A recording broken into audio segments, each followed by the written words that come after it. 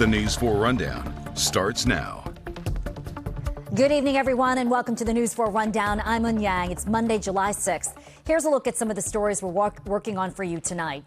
Coming up, a sign of the times. A group of white supremacists flooded the nation's capital over the weekend.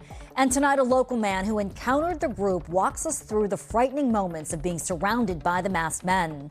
Plus, Team USA looks to make history tonight, the big match they are preparing for, and the controversy behind one of the team's star players suiting up tonight. Then, what's a 250th birthday party without a cake to celebrate? We'll give you a snippet of the 7-foot-tall, tasty tribute with a piece of history from all corners of the country. But first tonight, we are ditching the extreme heat for some storm activity. Check this out. Some of us saw rain throughout the afternoon and early evening while others remain dry. But there is a chance for flooding in some areas tonight.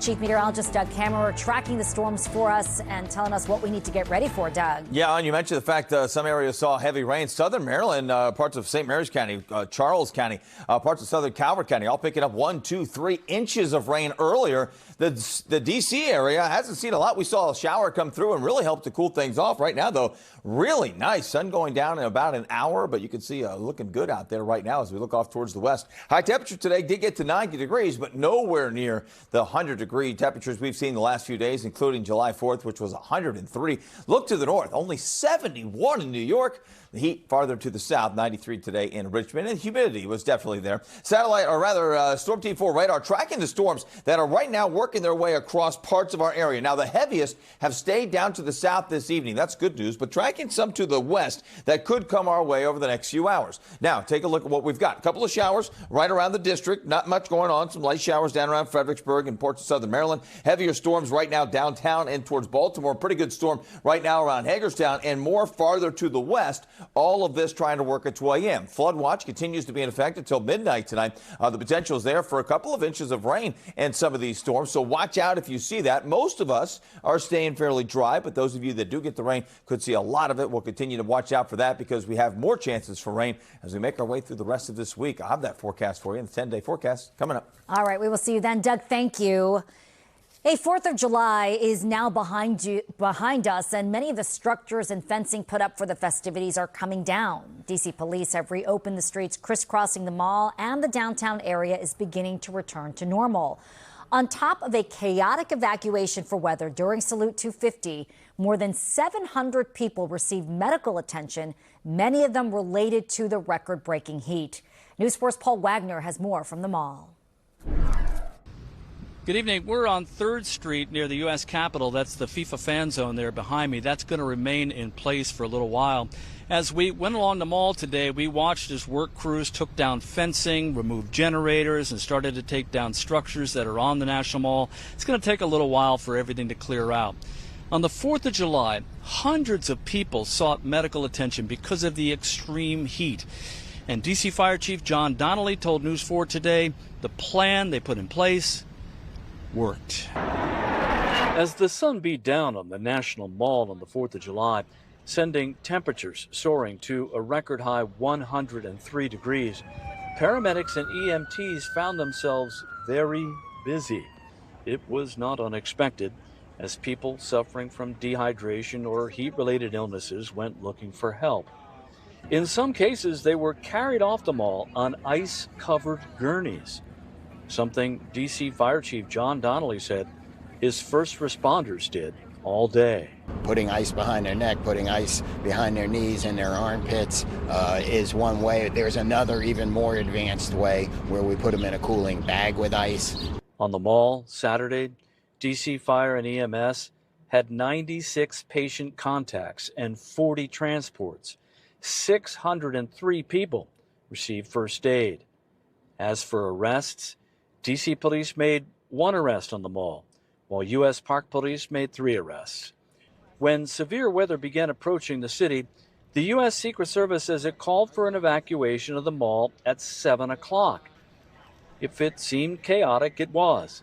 It took a while for the word to spread and for people to leave the secure zones. Crowds were not let back in after going through magnetometers until 9:30. Overall, D.C. Fire Chief John Donnelly says the planning paid off. I'm not sure we didn't foresee anything, that everything that happened was predictable, and that our plan accommodated that. I think the number of people was exactly what we expected. The heat was what we expected. The storms were what we expected. So our plan worked. For most of the mall, the structures put in place for the festivities are now coming down. The cleanup will take a while. The one exception is the Great American State Fair, which will remain in place along Madison and Jefferson Drives through July 11th. Now, to just give you some perspective on what kind of a heavy lift this was for first responders here in the city, Fire Chief John Donnelly told me as many as 1,000 D.C. Fire and EMS personnel worked on the 4th of July. And on a typical day here in the city, responding to emergencies and doing other kind of work here in the city, D.C. Fire and EMS usually employs about 319 people. On the Mall, Paul Wagner, News 4. As the nation celebrated America's 250th anniversary, members of the Patriot Front group could be seen marching around D.C., chanting "Reclaim America" and riding Metro at times surrounding people of color. The Anti-Defamation League defines Patriot Front as a white supremacist group. Our Amy Cho spoke with one district resident who found himself on a train with Patriot Front members. It's an image that Roswell Encina says took his breath away the first time he saw it. Encina can be seen sitting on a metro train, surrounded by masked men wearing the uniform of the white supremacist group Patriot Front. Nothing really, prepares you for something like that, and you tend to tense up and kind of wonder what's happening. On Saturday, Encina was headed to a 4th of July party in Maryland. He says when the Patriot Front members boarded his train, his main focus was avoiding eye contact and staying safe. I'm not the first person to go through all of this. There's Ruby Bridges. There's so many African-American kids and teenagers and students from the 50s and 60s that went through worse. And, and this is when you realize you have to use that courage that they all went through to go through something like that. He also drew on his past experience. 5 years ago, Encina was riding Metro when a group of kids threw coffee on him and another Asian American passenger, but left the other non-Asian passengers alone. And then I realized, oh no, I can't believe this is happening. It's kind of hard to believe that was almost, 5 years ago, Amy, that when we first chatted about all this. It's just a reminder of the divisions in this country. News 4 spoke with an expert on extremism about the group Patriot Front and what they were hoping to achieve by marching on July 4th. Their message to America is that it is for whites only. That's their main goal, is publicity, and that's what a lot of extremist groups go for. As for Encina, he says he's holding on to his faith in humanity, and he still believes most people are inherently good. We have to stay hopeful. I think in times like this, that's almost what you have to hold on to. Our thanks to Amy Cho for that report. The extremism expert News 4 spoke with says if you find yourself in that situation where you are surrounded by members of an extremist group, the best course of action is to not engage. Let's get to some other stories we're following for you tonight. Repairs will continue at the reflecting pool. The Trump administration plans to use the same company it paid $16 million to give the reflecting pool a makeover last month. That is according to Interior Secretary Doug Burgum. Days after those repairs, algae began to grow, turning the water from blue to green. Then parts of the blue paint, which was laid down by the construction company, came loose. The White House released a report branding leadership of the Smithsonian as radical activists. Some believe this report will become justification for the president to install his own team at the institution, much like he did at the Kennedy Center. The Smithsonian responded to the report by saying, quote, "For more than 180 years, the Smithsonian has served the American public with nonpartisan and independent scholarship, and we remain committed to doing so." 3 Red Line stations, Grosvenor, Strathmore Medical Center, and Bethesda, are now closed through September 6th. Free shuttle buses are replacing train service, and while the closures could add congestion along Rockville Pike, Metro says it has added dedicated bus lanes to help keep riders moving. The work will allow crews to complete track maintenance and projects connected to the Purple Line. Members of Virginia Task Force 1 are heading home after being in Venezuela for more than a week, helping with search and rescue efforts. The team is expected to arrive this evening after deploying following 2 powerful earthquakes there. During the mission, crews searched collapsed buildings for survivors. Officials say more than 3,000 people have been killed and thousands more are still missing. The News 4 Rundown will be right back, but first let's check back in with Storm Team 4 Chief Meteorologist Doug Kammerer. And tracking more storms developing off toward the west. We could be seeing these making their way through over the next couple of hours. Not done with the rain just yet. I'll have more on what to expect as we make our way through the next couple of days. Right now, though, take a look at this. It's a very pretty shot from National Harbor this evening. We'll talk more about what to expect in the next few days. The 10-day forecast coming up.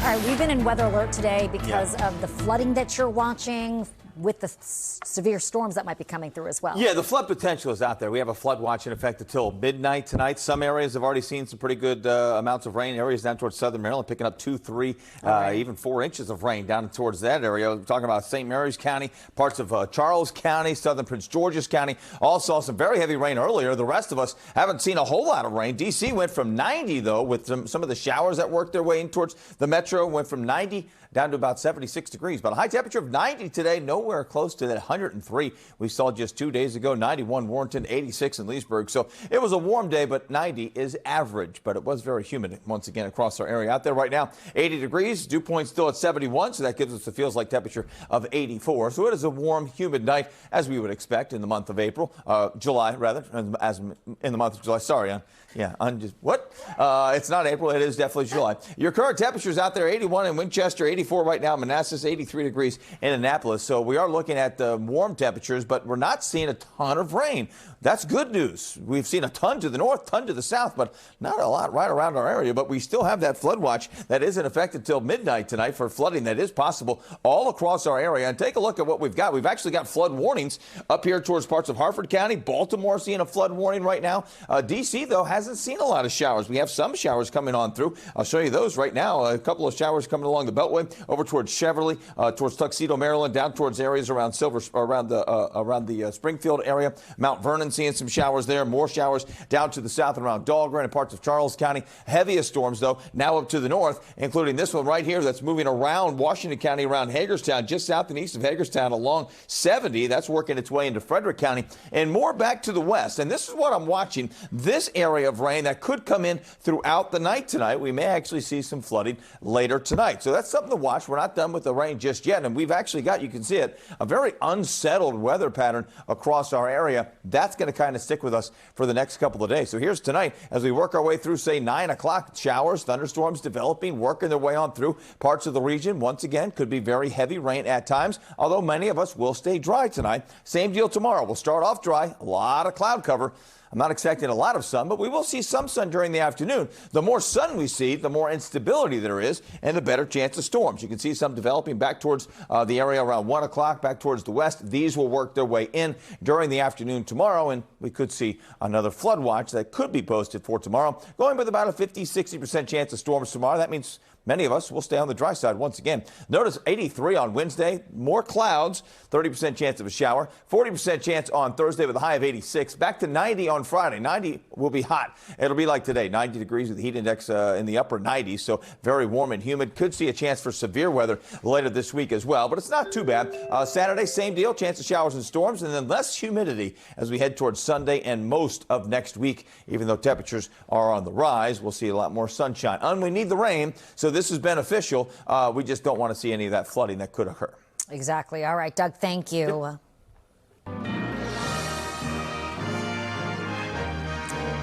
There was an abundance of fireworks, that massive show on the National Mall, a lot of hot dogs and hamburgers and all the fixings to celebrate the 4th. But one thing that seemed to be missing for America's birthday was a cake. You have to have cake for your birthday. News 4's Tommy McFly looked into it and found a very special bipartisan cake made for the semi-quincentennial. We're bringing you to an undisclosed location in Northeast D.C. This America 250 celebration involves members of Congress from all 50 states and territories. You probably haven't heard about it yet, and it's happening in this fridge. Hi, Grace. Come on in. This is so exciting. We are making America's 250th birthday cake. It is a giant sculpted cake. Right now, it doesn't look like much, but this is the behind the scenes. We're getting all our elements in. It's 10.5 feet long by 4 feet wide. It's going to be about 7 feet tall. You've been on Food Network and Netflix and Cooking Channel and all the things. What made you want to do a pro bono cake for the nation? I wanted this to be a true gift to the nation. And for it to be a gift to the nation, we can't use taxpayers' money. Everyone's volunteering. We got all our ingredients donated. We have sponsors. And I really wanted for 250th for everyone to have a reason to really celebrate, especially during times where people are feeling a little hesitant. And I wanted to bring people together. And what better way to do that than cake? So there's the ingredients in the cake, the sugar, the flour, all that good stuff. But what's the recipe of the cake? Oh, the recipe. Well, let me show you something. Over 10,000 students across the nation submitted artwork answering the question, what does America mean to you? And you use this as inspiration? So we actually use this to pull designs to help us really create this cake. So if you look at our design, this section shows the future of America. So the theme is American made. All Americans have made something. It doesn't have to be really,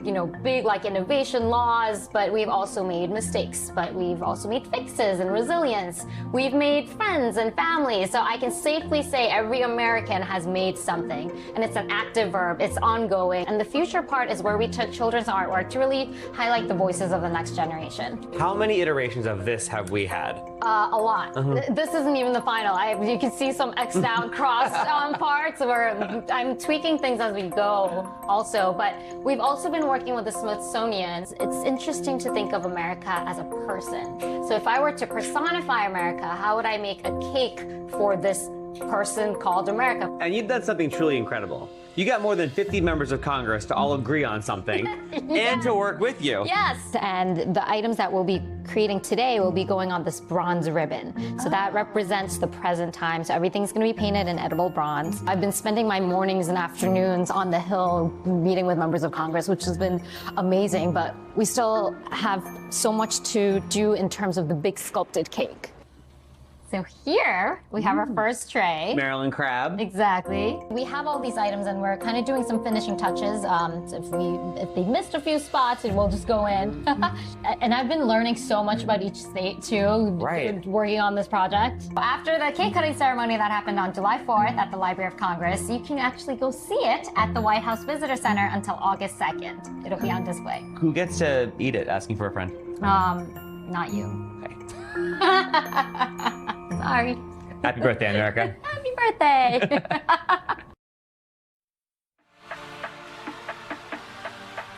Still a few months away from NFL action, but tonight we have Monday Night Football. We are just minutes away now from kickoff in Seattle. The U.S. men getting ready to take on Belgium in the World Cup round of 16. The men's national team is hoping to win and advance to the quarterfinals for the first time in 24 years. We have live team coverage tonight. Our Joseph Olmo is with fans in D.C. getting ready to watch the match. But first, let's get to Damian Trujillo. He is live outside the stadium tonight. All right, Damian, this is very exciting, but it comes with a bit of controversy tonight. It really does, but right now I'm having a hard time hearing myself think because it's so loud here in Seattle. But your head does have to be on a swivel to kind of keep up with all this controversy. We're talking about international controversy involving one of the U.S.'s best players. The scenery is surreal in Seattle.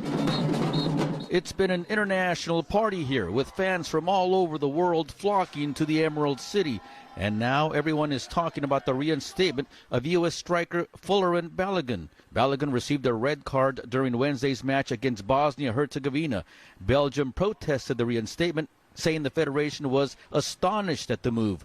Today, President Trump confirmed he made a call to FIFA to reconsider the suspension. If they wouldn't allow, a top player, maybe the best, maybe among the best players on the team, to play, I think it would have had a big stain And I related just that feeling. I didn't tell him what to do. I can't tell him what to do. The controversial move has both the fans and the team celebrating. I'm so excited.